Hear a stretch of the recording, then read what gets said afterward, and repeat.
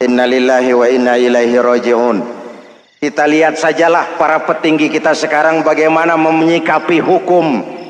Sebab saya dengar ada bargaining, orang takut teriak maling sapi karena DE maling wedus.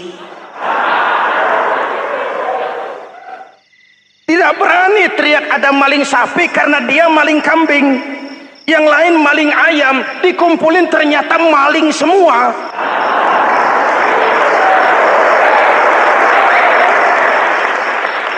Muhammadin wa ala alihi wa sahbihi ajma'in, amma ba'du.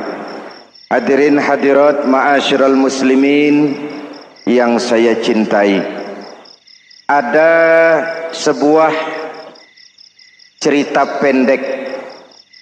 Seorang pengendara sepeda motor ditangkap oleh Pak Polisi, lalu diperiksa. Ini motor siapa?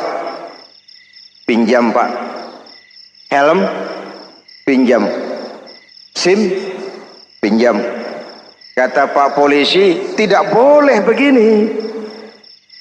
Marah yang naik sepeda motor.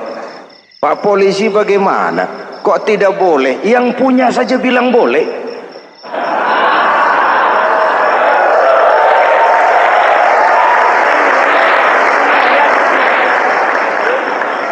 Cerita ini memberikan gambaran bagaimana masyarakat kita sekarang cenderung memboleh-bolehkan diri sendiri, melahirkan permissive society. Masyarakat serba boleh dengan ukuran sakarepe dewe. Itu sebabnya agama diturunkan. Dalam contoh yang indah, Rasul memberikan gambaran bahwa Islam ini bagaikan sebuah bangunan yang komponen pokoknya 5. Bunyal Islamu ala khamsin. Islam dibangun di atas 5 komponen pokok. Jadi kalau Islam ini ibarat bangunan, unsur penunjang pokoknya itu 5. Mari kita analogkan Islam dengan bangunan. Kalau saudara akan membangun rumah, sebelum pasang tiang, pasang genteng, pasang jendela, apa yang lebih dulu dibangun? Fondasi. Kalau Islam ibarat bangunan, fondasinya adalah syahadatu an la ilaha illallah wa anna muhammadar rasulullah. Ini fondasi. Jikalau kuat fondasi, aman bangunan. Jikalau rapuh fondasi, lentur dan luntur bangunan. Maka kuat atau tidak kuatnya bangunan Islam kita bergantung kepada keyakinan dasar tadi, fondasi. Saya bersaksi tidak ada Tuhan selain Allah, artinya saya tidak akan menyembah kecuali hanya kepada Allah. Orang yang benar fondasinya beres sujudnya. Kalau saya yakin tidak ada Tuhan selain Allah, saya tidak akan minta rezeki kecuali hanya kepada Allah. Orang yang benar fondasinya, giat bekerjanya, jauh dari tipu menipu, jauh dari renten, jauh dari riba, jauh dari korupsi, jauh dari judi. Keyakinan memberikan warna terhadap bentuk kepribadian. Kalau saya yakin tidak ada Tuhan selain Allah, saya tidak akan pernah takut kecuali hanya kepada Allah. Saya tidak akan melarikan persoalan kecuali hanya kepada Allah. Saya tidak akan menggantungkan hidup kecuali hanya kepada Allah. Saya tidak akan minta tolong kecuali hanya kepada Allah. Meresap ke dalam jiwa. Untuk keyakinan seperti ini, orang-orang tua kita dahulu berlinang air mata, bersimbah darah, bahkan berkorban nyawa, melaksanakan hijrah untuk mempertahankan keyakinan. Ini intan paling mahal dan ini mutiara paling berharga. Zaman boleh berubah, tapi fondasi tidak boleh goyah. Masa boleh berganti, tapi fondasi jangan sampai mati. Karena iman kita hidup, untuk iman kita berjuang, dan dalam iman kita ingin kembali menghadap Allah Subhanahu. Masih ingat cerita tentang Bilal? Masih? Mengulang kaji saja. Bilal itu budak sahaya. Ketika masuk Islam dipanggil oleh majikannya. Bilal, iya bos. Saya dengar kamu masuk Islam ya? Iya bos. Kok berani-beraninya kamu masuk Islam? Memangnya kamu budak siapa Bilal? Iya budak bos.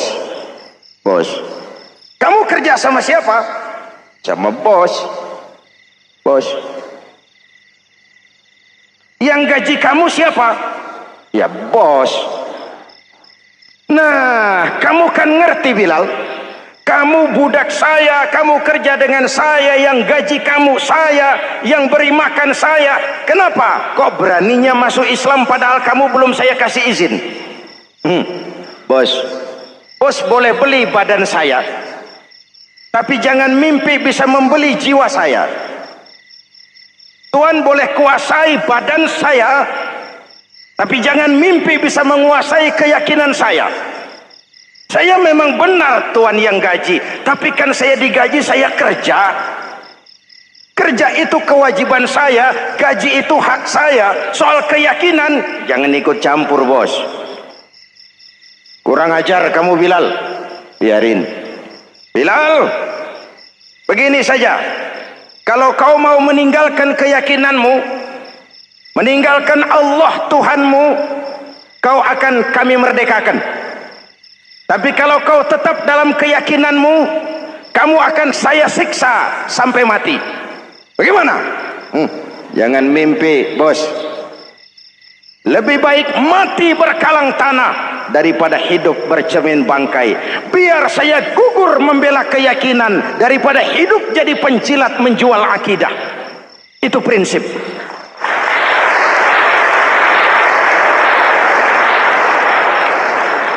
Gendeng kamu. Ayo siksa. Tangannya diikat, dihimpit dengan batu berat, dijemur dengan terik matahari padang pasir, terkelupas kulitnya, mengalir darah dari sekujur badannya, pecah bibirnya. Ayo Bilal, tetap bertuhan Allah dan kau akan mati di sini, atau kembali ke agama lama, kau jadi merdeka. Dari bibir yang pecah itu cuma keluar Allahu Ahad. Bilal budak badannya, merdeka jiwanya, maka namanya ditulis dengan tinta emas dalam sejarah. Kita zaman sekarang merdeka badan kita, tapi sering budak mental dan jiwa kita, maka sejarah tidak pernah mau mencatat kita.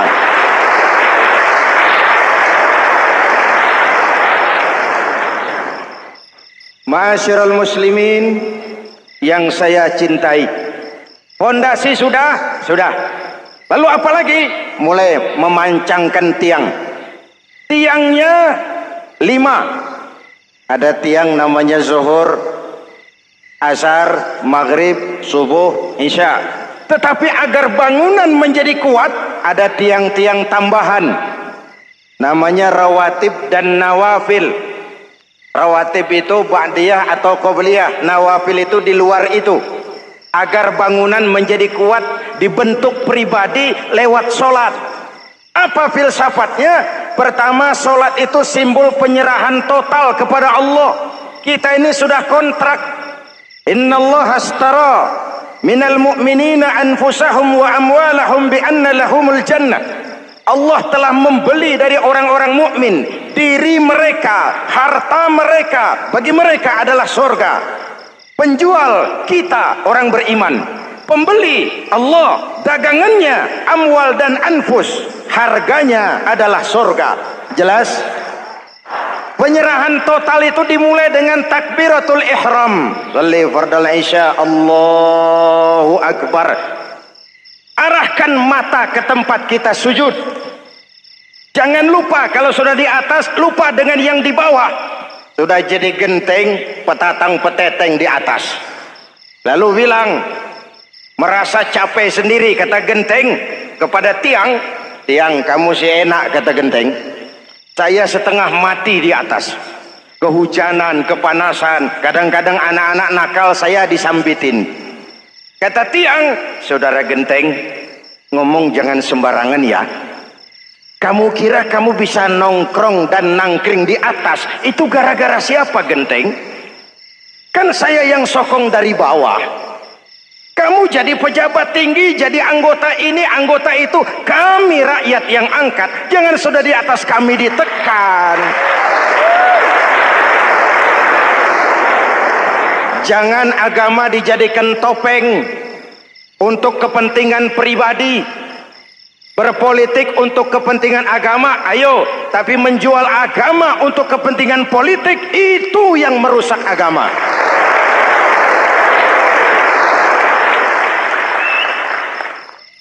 Ini kan kita lagi prihatin sedang meluncur kasus Bulog Gate 2.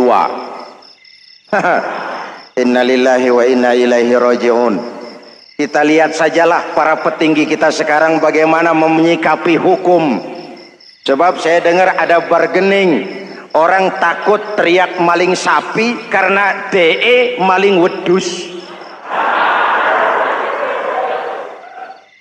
Tidak berani teriak ada maling sapi karena dia maling kambing.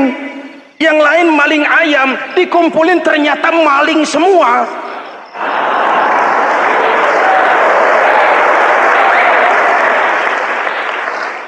Hadirin yang saya hormati, ini melukai rasa keadilan.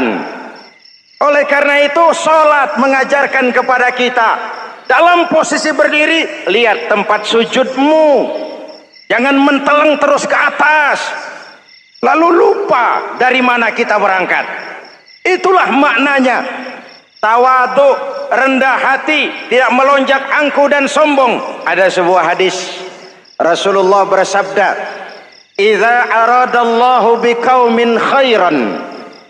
Apabila Allah menginginkan kebaikan kepada satu bangsa, apabila Allah menginginkan kebaikan kepada satu kelompok rakyat, walla alaihim khulama'uhum, maka yang naik jadi pemimpin adalah orang-orang yang santun, orang-orang yang lemah lembut, bukan orang yang menggunakan kekerasan dan tiran, sedikit-sedikit main pecat. Itu terlambat lahir. Mestinya lahir di zaman Hitler, mestinya lahir di zaman Benito Mussolini, atau kalau mau lebih klasik lagi di zaman Fir'aun. Kalau Allah menginginkan kebaikan kepada satu masyarakat, satu bangsa, satu negara, naiklah orang-orang yang santun, yang ngayomi, yang menjadi solusi dan jalan keluar untuk kepentingan rakyatnya, mampu memberikan keteladanan. Saya tertarik dengan pidato Presiden Cina pada saat dilantik. Cina, Presiden Cina pasti tidak tahu Pancasila, pasti tidak kenal Islam, tapi pidato pelantikannya, berikan saya 100 peti mati, yang 99 akan saya pakai buat koruptor, yang satu akan saya pakai sendiri kalau kamu lihat saya tidak benar. Luar biasa. Yang diperlukan sekarang ini keteladanan. Khulama'uhum, sikap ngayomi, mencari jalan keluar, bukan memamerkan kekuasaan, memamerkan kekuatan, arogansi, menghormati perbedaan. Itu ciri demokrasi. Lalu wa qada bainahum ulama'uhum, yang memutuskan hukum adalah pakarnya, ulamanya, mengambil keputusan secara profesional sehingga rakyat beroleh apa yang namanya kepastian hukum, merasa hidup terlindungi, aman dan nyaman. Lalu yang ketiga, wa ja'alal mala fi askhiyaihim, peredaran harta